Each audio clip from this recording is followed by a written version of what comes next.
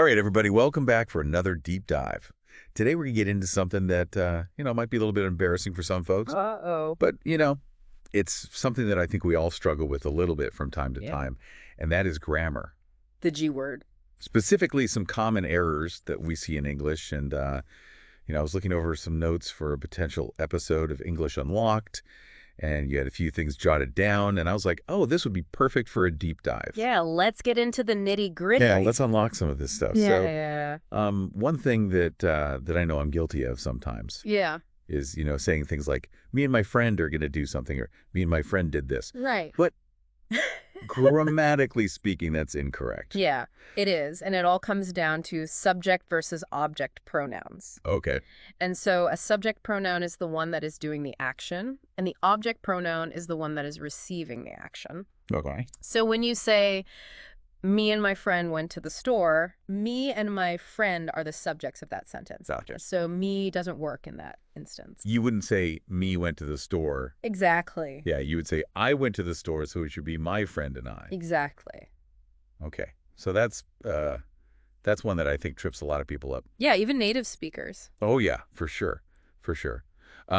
Another one that you had mentioned in your notes was the whole there. Oh, yeah, those are classic. I mean, these are homophones, right? Words that sound the same, Right. but have totally different meanings and spellings. So it's all about context Yeah. with those. So how can we keep those straight? What are some tips? So there is possessive.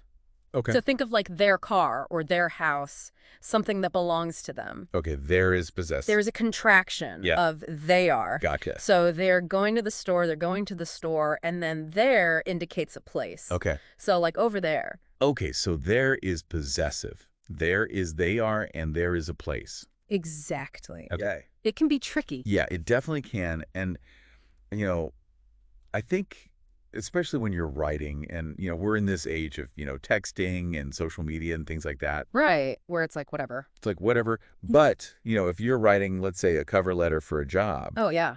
or you're sending an important email. You want to make sure you got those right. Yeah, you want to make sure you're using the right word, the right spellings. Absolutely. It can really affect how people see you. Yeah, it can make you seem more professional, more credible. Exactly.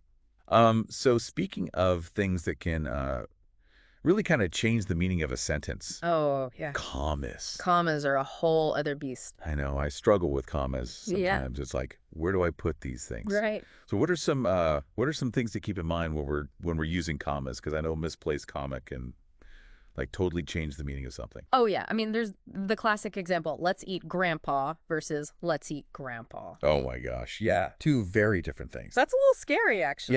Yeah. So how do we avoid those comma catastrophes? One important thing with commas is understanding the difference between a restrictive and non-restrictive clause. Okay. So a restrictive clause is essential to the meaning of the sentence, and it does not need commas. Okay. For example, the book that I borrowed from the library is overdue. Right. You need that clause that I borrowed from the library because it tells you which specific book. Right. But a non-restrictive clause just adds extra information, and those need commas. Okay. For example, my cat, who loves to sleep on my keyboard, is quite mischievous. Okay. So the part about sleeping on the keyboard, you don't need that to understand the sentence. Gotcha. So it gets the commas. Exactly. It's Yeah. giving you a little bit of extra information about the cat. Okay. All right. So as we're wrapping up here, What would you say is the biggest takeaway for our listener? Someone who's really trying to kind of up their game when it comes to grammar. I think just remembering that everybody makes mistakes.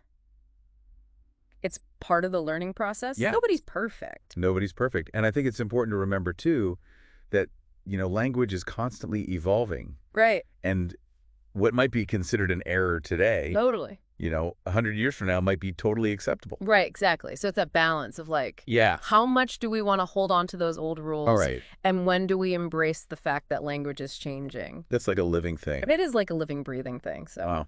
Well, on that note, Mm. I think we've unlocked quite a bit of English today. I think so. So for everyone listening out there, keep practicing, Keep writing. keep reading, and let us know what you think. Until next time. See ya.